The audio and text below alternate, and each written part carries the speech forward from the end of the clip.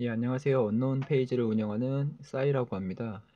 이번 시간에는 그 가상 메모리에 대해서 좀 알아보도록 하고요. 그 가상 메모리에 대해서 가장 쉽게 설명하는 부분은 바로 윈도우즈에서 설명을 잘 해주고 있습니다.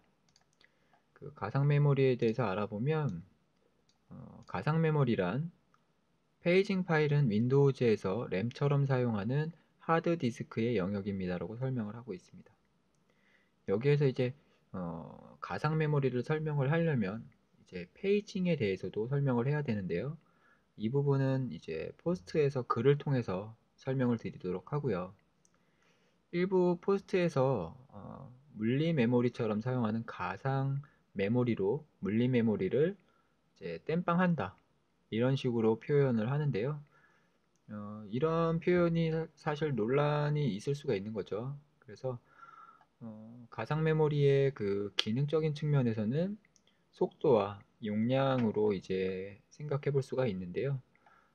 이 부분을 좀 쉽게 설명을 드리자면 작업 관리자를 보면서 설명을 드리겠습니다. 그래서 이 부분을 보게 되시면 메모리 구성이라고 해서 현재 PC에 설치되어 있는 물리 메모리의 양을 이렇게 그래프로 보여주고 있습니다. 이 중에 부팅을 하는 과정에서 필요한 데이터들의 양은 총량은 여기까지입니다. 그리고 부팅이 완료가 되고 나서 불필요해진 데이터들에 대해서는 현재 대기라고 해서 다른 데이터를 받았을 수 있게끔 덮어 씌울 수 있게끔 상태를 변경을 해 놓습니다. 그 옆에 즉 보시면 여유라는 부분과 마찬가지로 다른 데이터들을 받을 수 있는 상태로 변경을 하고요. 그리고 우선적으로 처리를 요구하는 데이터들에 대해서는 지금 이처럼 사용 중이라고 해서 메모리에 지속적으로 상주를 시켜 놓습니다. 그리고 이 사용 중과 대기 사이의 이 부분, 수정이라고 하는 부분인데요. 내용을 보면 다른 용도로 사용하기 전에 콘텐츠를 디스크에 기록해야 하는 메모리라고 설명을 해주고 있습니다. 바로 이 부분이 가상 메모리로 이동이 되는 부분입니다. 그 아까 방금 설명드린 대로 가상 메모리가 가상 메모리의 기능이 크게 용량과 속도라고 할 수가 있는데요. 이 가상 메모리의 기술이 여기 보시다시피 하드디스크 기반의 기술입니다. 예전에 나온 기술이에요.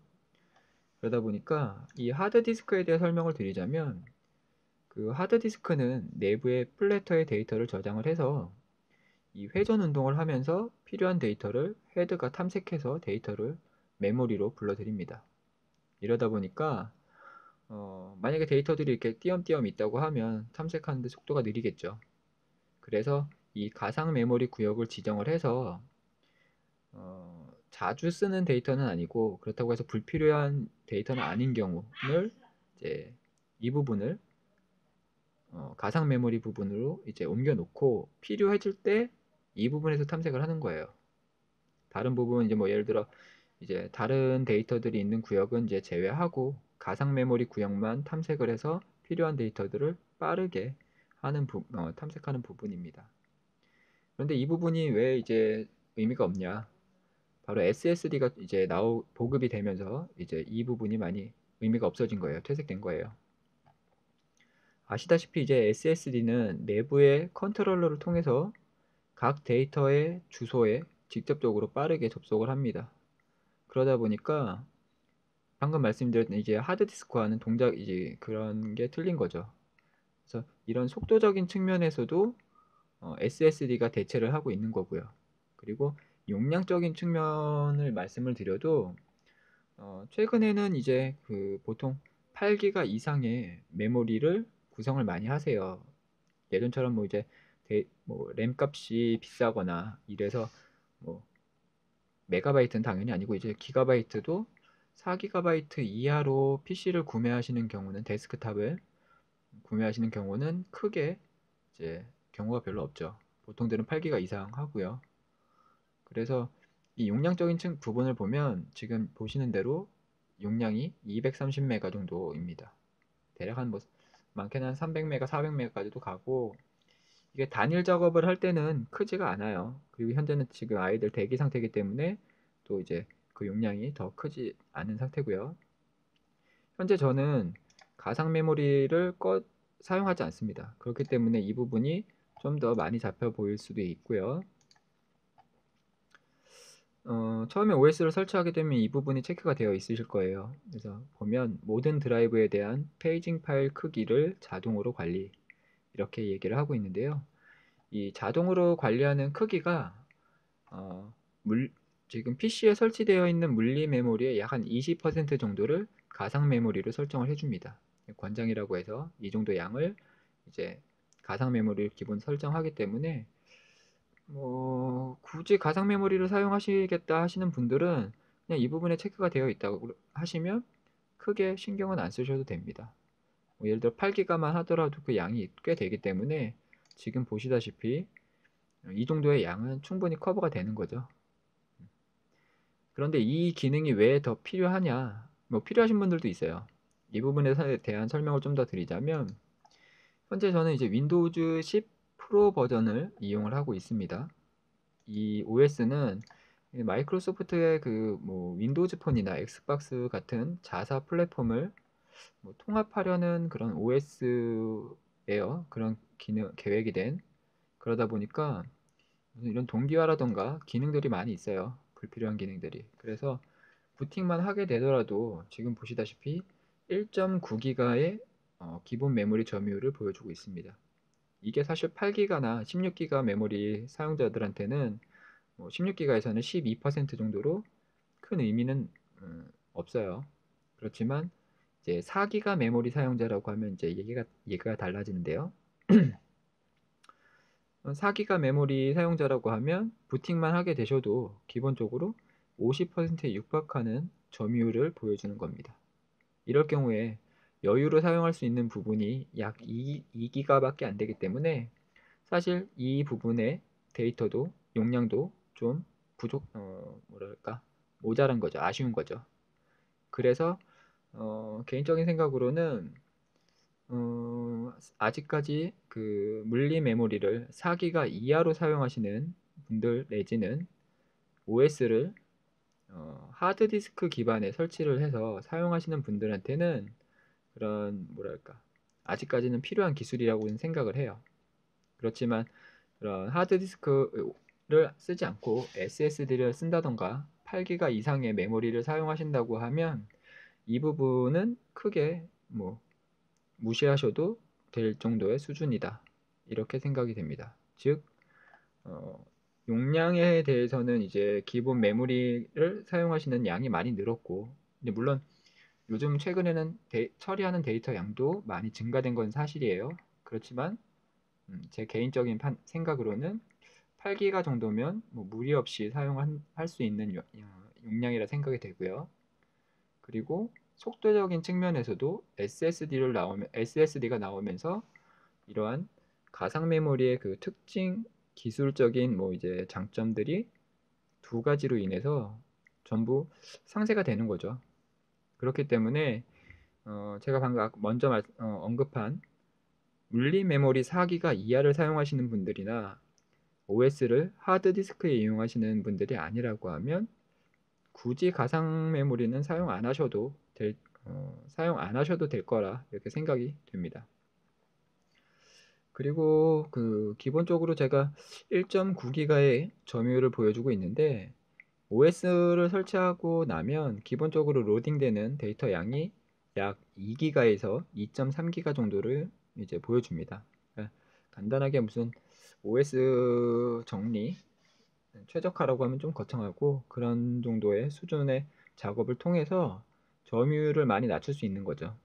그래서 2.2기가라고 생각을 했을 경우에는 그러니까 한 300메가 정도, 지금 여기 보시는 대로 200메가, 300메가 기본적인 페이징 파일 크기 정도의 기본 점유율을 낮출 수 있다는 얘기입니다. 그래서 그 점유율을 낮출 수 있는 방법에 대해서도 한번 알아보겠습니다. 아마 이런 얘기 많이 들으셨을 거예요. 그 바탕 화면에 아이콘을 좀 줄여라. 그 아이콘이 많으면 처음에 불러들여야 되는 데이터들이 많아지기 때문에 그만큼 점유율이 올라갑니다. 그래서 우선 시작 표시줄 작업 표시줄 설정에 가셔서 시작에 관련된 옵션 중에 필요한 것 빼고 전부 꺼주세요.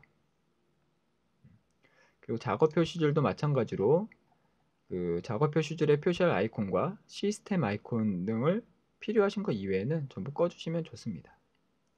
크진 않지만 이런 부분도 약간의 도움이 됩니다. 그리고 그 OS에 대한 부분 아까 설명드리다 말았는데, 이 윈도우즈 10은 뭐 윈도우즈 폰이나 엑스박스 등과의 통합 OS로 동기화에 관련된 옵션이 많아요. 이런 옵션도 꺼주시는 게 좋고요. 뭐 개인 설정 일단은 동기화부터 보겠습니다. 설정 동기화라는 게 있는데요. 그 내용을 보게 되면 이런 겁니다. 테마, 암호, 언어 설정, 접근성, 기타 윈도우즈 설정 등이 있습니다. 뭐 사실 테마 같은 경우에도 바탕 화면을 자주 바꾸시는 분들은 있어도 테마까지 자주 바꾸시는 분들은 없을 거예요. 별로 없을 거라고 생각이 됩니다. 그리고 뭐 암호도 설정을 왜 저장을 해서 동기화를 해야 되는지는 모르겠습니다. 이게 이제 문제인데, 기타 윈도우즈 설정이라고 해서 그 PC를 포맷한다던가 다른 이제 동기화된 랩탑, 노트북과의 윈도우즈 설정을 공유를 하는 겁니다. 윈도우즈 설정이에요. 뭐 데이터라든가 이런 부분이 아니라. 그러다 보니까 이게 자주 쓰는 기능은 아니에요. 뭐 포맷을 한다던가 재설치를 했다던가 이런 과정에서 필요한데, 물론 이제 포맷을 하고 나서 그 앞전과 똑같은 동일한 설정이 자동으로 된다고 하면 편리하겠는데, 자주 그렇게 특별히 자주 사용하지 않는 이 기능을 위해서 기본적인 메모리를 뭐 이렇게 계속 지속적으로 유지를 한다는 건 비효율적이라 생각이 됩니다. 그래서 설정 동기화는 꺼주시는 게 좋습니다. 그리고 앱의 경우도 이제 휴대폰과 마찬가지로 백그라운드 앱이라는 게 있어요. 백그라운드 앱이 있는데, 그리고 요거 게임바도 꺼주시는 게 좋습니다.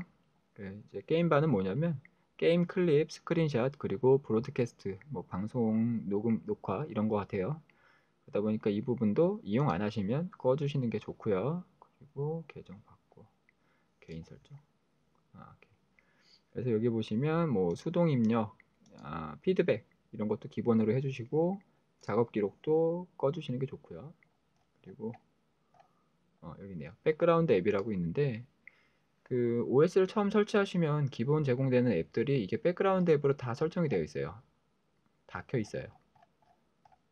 그러다 보니까 이런 부분도 본인이 필요하다고 생각되시는 부분 이외에는 전부 꺼주시는 게 기본 메모리 점유율을 이제 줄이는데 도움이 되실 수 있습니다.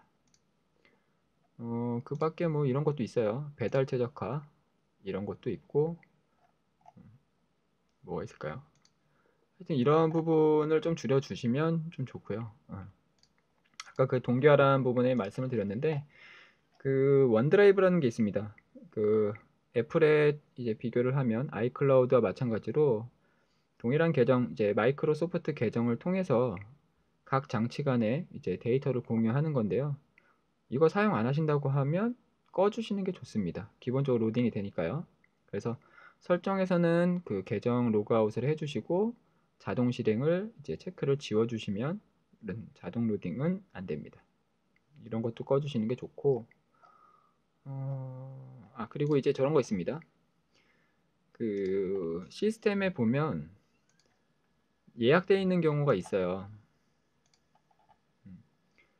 도구에서 최적화하면 기본적으로 드라이브가 자동으로 최적화되도록 이제 설정이 되어 있습니다. 이런 예약이 기본 메모리 점유율에 좀 증가가 되기 때문에 이런 것도 뭐 필요하실 때 그때 한번 실행을 하세요. 필요하실 때 하시고 예약은 꺼주시는 게 좋습니다.